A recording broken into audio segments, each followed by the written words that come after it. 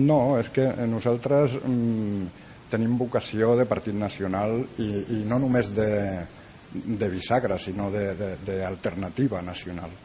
I Ciutadans cada vegada més es va quedant amb un xiringuito polític. No ens preocupa, perquè està perdent força, evidentment.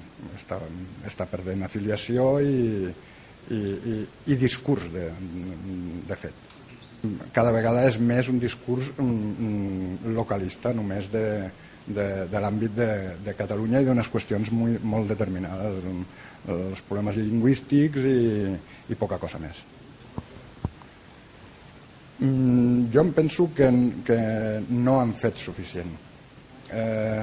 N'hi ha una qüestió important a Catalunya que es té que refer, que és una promesa que ha fet el Partit Socialista molts anys, la va fer Pasqual Maragall, que és la reforma de la llei electoral de Catalunya, que sabem que té incidència important en la composició del Parlament, i és una qüestió que ni Ciutadans l'ha plantejat com una qüestió important per modificar les relacions polítiques i socials a Catalunya.